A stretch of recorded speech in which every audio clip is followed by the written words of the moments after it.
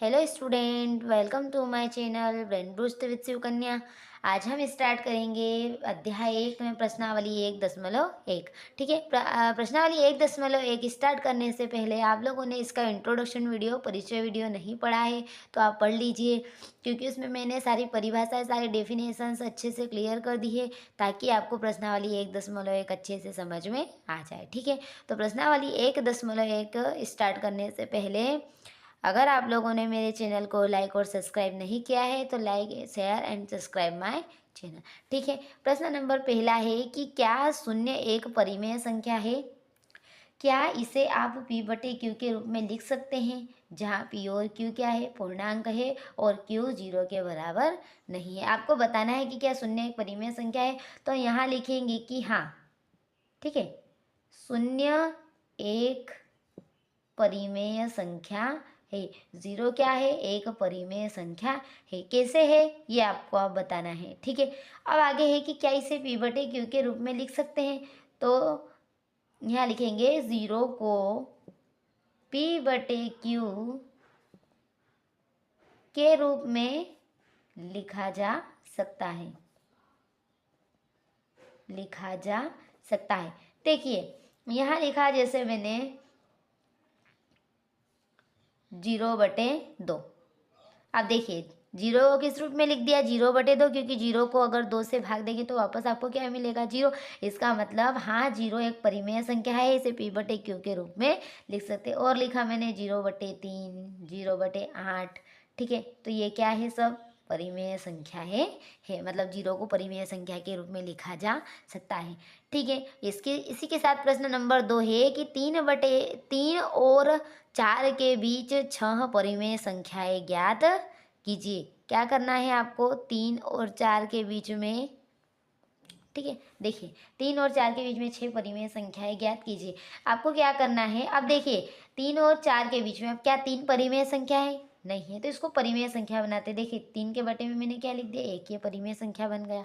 क्या 4 एक परिमेय संख्या है? नहीं है, तो ये 4 लिख दिया और 4 के बटे में क्या लिख दिया? 1। अब ये क्या बन गए? परिमेय संख्याएं बन गई है। ठीक है। अब क्या करेंगे? एक बार वैसे के वैसे 3/1 को और 4/1 को वापस वैसा का वैसा क्या कर लिया है? लिख लिया है और गुणा का चिन्ह लगा दिया है। ठीक है। अब देखिए कितनी परिमेय संख्या है बताना है आपको? 6।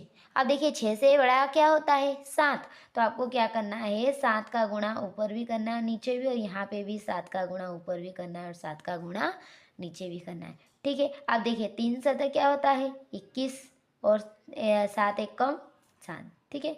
और 7 चौक 28 और 7 1 कम 7। ठीक है। यहाँ आ गया 21/7 और यहाँ आ गया 28। तो आपको क्या करना है? यह लिखना है अभिष्ट 6 परिमेय संख्याएं। आपको कितनी परिमेय संख्याएं बताना है? 6 परिमेय संख्याएं बताना है। तो देखिए यहाँ लिखना है आपको 21/7 और यहाँ क्या है? 28/7।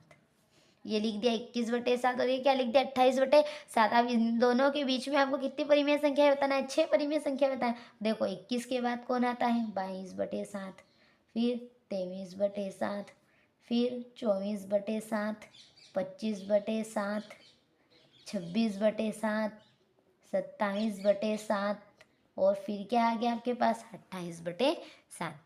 ठीक है। तो आपको ऐसे इनके बीच में 6 परिमेय संख्याएं बताना है। ठीक है। इसके बाद है प्रश्न नंबर 3। प्रश्न 3 है आपके पास कि 3/5 एवं 4/5 के बीच 5 परिमेय संख्या ज्ञात कीजिए। 3/5 और 4/5 के बीच में आपको कितनी परिमेय संख्याएं बताना है? 5 परिमेय संख्याएं बताना है। ठीक है। अब देखिए मैंने 3/5 को वैसा का वैसा लिख लिया है और 4/5 को भी वैसा का वैसा लिख लिया। अब क्या करना है? इनको एक बार वापस से उतार देना है। 3/5 और 4/5, और फिर क्या कर देना है? इनमें गुणा के चिन्ह लगा देना। ठीक है। इतना कर सकते हैं आप लोग। अब इसके बाद देखिए कितनी परिमेय संख्याएं बोला है आपको? 5 परिमेय संख्याएं को बोला है। ठीक है। तो आपको क्या करना है? 5 से बड़ा क्या होता है? 6 होता है। ठीक है। तो आपको 6 का गुणा यहाँ दोनों में करना है, ऊपर और नीचे, और यहाँ पे भी क्या करना है? अंश और हर में 6 का गुणा करना है। ठीक है। अब इसके बाद देखिए 3 क्या होता है? 18, और 5 6 30, 6 चौक 24। ठीक है। और 5 6 क्या हो जाएगा? 30। ठीक है। तो आपके पास आ गया 18/30 और 24/30। अब इन दो के बीच में आपको कितनी परिमेय संख्याएं बताना है, 5 परिमेय संख्याएं बताना है। तो यहाँ लिखना पड़ेगा अभिष्ट 5 परिमेय संख्याएं, अभिष्ट 5 परिमेय संख्या, इन दो के बीच में आपको 5 परिमेय संख्याएं बताना है। ठीक है। तो देखिए यहाँ लिखा मैंने 18/30, ठीक है, और यहाँ क्या लिखा 24/30। अब इस 18/30 और इस 24/30, इन दो के बीच में आपको कितनी परिमेय संख्याएं बताना है, 5। तो देखिए 18 के बाद क्या आता है 19, 19 के बाद 20, 20 के बाद क्या आता है 21, 21 के बाद क्या आता है 22, 22 के बाद क्या आता है 23, और 23 के बाद फिर क्या आ गया 24/30। ठीक है। इसी के साथ ये प्रश्न 3 क्या होता है, पूर्ण होता है। अब इसके बाद स्टार्ट करेंगे प्रश्न नंबर 4। ठीक है। देखिए प्रश्न नंबर 4 है, नीचे दिए गए कथन सत्य है या असत्य, कारण के साथ अपने उत्तर लिखिए। आपको ये जो नीचे कथन दिए गए ये सत्य है या असत्य है ये आपको बताना है, इसी के साथ इसका क्या देना है, आपको कारण भी देना है। ठीक है। तो देखिए पहला है कि प्रत्येक प्राकृत संख्या एक पूर्ण संख्या होती है। आपको बताना है कि जो प्राकृत संख्याएं होती है क्या वो पूर्ण संख्याएं होती है।